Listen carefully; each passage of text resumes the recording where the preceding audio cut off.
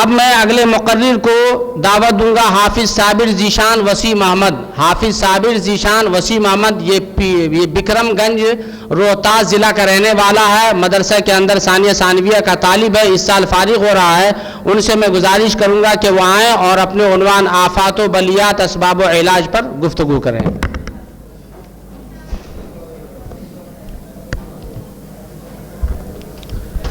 السلام علیکم ورحمۃ اللہ وبرکاتہ.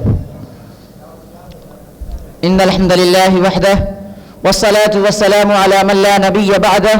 اما بعد فاعوذ باللہ من الشیطان الرجیم. بسم اللہ الرحمن الرحیم. وما اصابکم من مصیبت فبما کسبت ایدیکم ویعفو عن کثیر.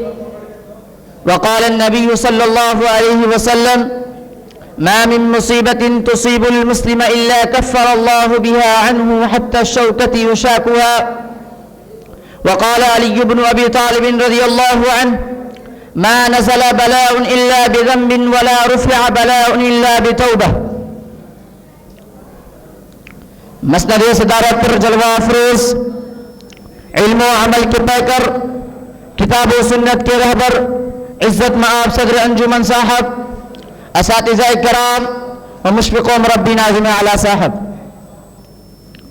ہماری صدائے عام پر لبیک کہتے ہوئے سفر کی صحبتوں کو زحمت کرتے ہوئے شریک کانفرنس ہونے والے معزز و مکرم مہمانان اعظام اور وادی علم و ادب سے سیرابی کے متلاشی ہمارے ہمدرس و ہم سبق عنادل احمدیہ, آج کے اس 30واں سالانہ انعامی مسابقتی پروگرام میں میں آپ لوگوں کے سامنے آفات و بلیات و اسباب و علاج کے عنوان کے تحت چند منٹ لب کشائی کرنا چاہتا ہوں. معزز سامعین, اللہ رب العالمین ہی پوری کائنات کا خالق اور پیدا کرنے والا ہے. ذرہ ذرہ اس کی ملکیت میں ہے, کوئی بھی چیز اس کے قبضے اور تصرف سے باہر نہیں ہے. گرچہ وہ سورج کی تمازت, چاند کی چاندنی, نجوم و کواکب کی جگمگاہٹ, بادلوں کی گرج, بجلی کی چمک, پانی کی برسات, فصلوں کی بہار, کھیتوں کی ہریالی, ہواؤں کے لطیف جھونکے, بال نسیم کی سسراہٹ, پھولوں کی مہک, دریاؤں کی روانی ہی کیوں نہ ہو, سب کے سب اللہ کی مشیت سے ہے. اس کی مرضی کے بغیر ایک پتا بھی حرکت نہیں کر سکتا. وما تسقط من ورقۃ الا يعلمها. الغرض کائنات کی رنگینی و خوشنمائی اور خوبصورتی, نیز کائنات میں وجود پذیر ہونے والے واقعات و حوادث اور آفات و بلیات سب کے سب اس کے قدرت کاملہ کے مظاہر ہیں. سامعین کرام, کتاب و سنت سے بات واضح طور پر معلوم ہوتی ہے کہ بندوں پر آفات و بلیات کا نزول دو اہم مقاصد کے بنا پر آتی ہیں. نمبر 1 ابتلاء و آزمائش کے لیے, نمبر 2 گناہوں کی سزا کے لیے.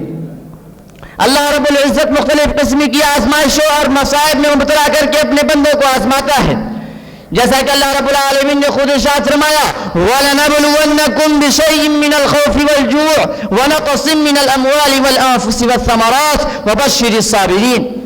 دوسری جگہ ارشاد فرمایا الف لام میم حسب الناس ان يتركوا ان يقولوا آمنا وهم لا يفتنون. اس آیت کی تفسیر میں حافظ ابن کثیر رحمہ اللہ فرماتے ہیں کہ اللہ رب العالمین اپنے ایماندار بندوں کو ان کے ایمان کے بقدر آزماتا ہے. جیسا کہ ہم جانتے ہیں کہ ابتلاء و آزمائش اہل ایمان کے خمیر و فطرت میں شامل ہے. ان آزمائشوں کے ذریعے اللہ رب العالمین ان کے درجات کو بلند کرتا ہے. اسی طرح سے دوسرا مقصد یہ ہے کہ اس کا نزول بطور سزا ہوتا ہے تاکہ منافقین, فاسق و فاجر, رات و دن گناہوں کے دلدل میں غوطہ زن افراد اللہ رب العالمین کی طرف رجوع کر لیں اور اس سے توبہ و استغفار کریں. جیسا کہ اللہ رب العالمین نے ارشاد فرمایا ظہر الفساد فی البر والبحر بما کسبت ایدی الناس, کہ خشکی اور تری میں لوگوں کی بدعمالیوں کی وجہ سے فساد پھیل گیا ہے. یاد رکھیں کہ ہم پر آنے والی آفات و بلیات ہمارے گناہوں کی وجہ سے ہے, کیونکہ جب کسی قوم میں برائی عام ہو جاتی ہے تو وہ قوم ہلاک کر دی جاتی ہے. برائیوں کی کثرت رزق سے محرومی اور رحمت و برکتوں کے چھن جانے کا سبب بنتی ہے. اس سے فساد عام ہوتا ہے, بیماریاں پھیلتی ہیں, دشمنوں کا خوف دلوں پر چھا جاتا ہے, معاشرہ اضطراب و بے چینی اور انتشار کا شکار ہو جاتا ہے, آفات و بلیات قدم بوس ہونے لگتی ہے. جیسا کہ حال ہی میں کورونا وائرس نے ہمارے ملک ہی نہیں بلکہ پوری دنیا کے نظام کو درہم برہم کر کے رکھ دیا، معیشت کو زنگ لگ گیا، عام و خاص خوف و ہراس کی زندگی گزارنے پر مجبور ہو گئے، گھروں میں محبوس ہو گئے، مساجد و مدارس پر قفل ڈال دیا گیا۔ اس وبا نے کتنے ہی گھروں سے چراغ حیات کو گل کر دیا، بہت سارے افراد لقمہ اجل بن گئے، جنازہ پڑھنے والے جنازہ پڑھتے پڑھتے تھک گئے، قبر کھودنے والے پریشان ہو گئے، مردہ جلانے والے تڑپ اٹھے، چاروں طرف موت ہی موت کا رقص دیکھنے کو ملا۔ سامعین کرام، آئیے احادیث کی روشنی میں چند اہم اسباب کو جان لیتے ہیں۔ ایک دن اللہ کے رسول صلی اللہ علیہ وسلم اپنے صحابہ کرام رضوان اللہ تعالی عنہم اجمعین کی طرف متوجہ ہوئے اور ان سے فرمایا، اے مہاجرین کی جماعت، 5 اسباب ایسے ہیں جن میں تم مبتلا ہو جاؤ گے اور میں اللہ کی پناہ چاہتا ہوں کہ تم ان میں مبتلا ہو۔ پہلا سبب یہ ہے کہ جب کسی قوم میں اعلانیہ فسق و فجور اور زناکاری عام ہونے لگے تو ان میں طاعون اور ایسی بیماریاں پھوٹ پڑتی ہیں جو ان سے پہلے کے لوگوں میں نہ تھی۔ دوسرا سبب یہ ہے کہ جب لوگ ناپ تول میں کمی کرنے لگ جاتے ہیں تو وہ قحط سالی، معاشی تنگی اور ظلم و جور کے شکار ہو جاتے ہیں۔ تیسرا سبب یہ ہے کہ جب لوگ اپنے مال کی زکوٰۃ نہیں دیتے ہیں تو اللہ رب العالمین آسمان سے بارش کو روک لیتا ہے، اور اگر اس روئے زمین پر چوپائے نہ ہوتے تو آسمان سے بارش کا ایک قطرہ بھی نہ گرتا۔ اسی طرح سے چوتھا سبب یہ ہے کہ جب لوگ اللہ اور اس کے رسول کے عہد و پیمان کو توڑ دیتے ہیں تو اللہ رب العالمین ان پر ان کے علاوہ لوگوں میں سے کسی دشمن کو مسلط کر دیتا ہے اور جو کچھ ان کے پاس ہوتا ہے وہ ان سے چھین لیتا ہے۔ پانچواں سبب یہ ہے کہ جب ان کے حکمراں کتاب اللہ اور سنت رسول اللہ سے فیصلہ نہیں کرتے ہیں تو اللہ رب العالمین ان میں پھوٹ اور اختلاف کو ڈال دیتا ہے۔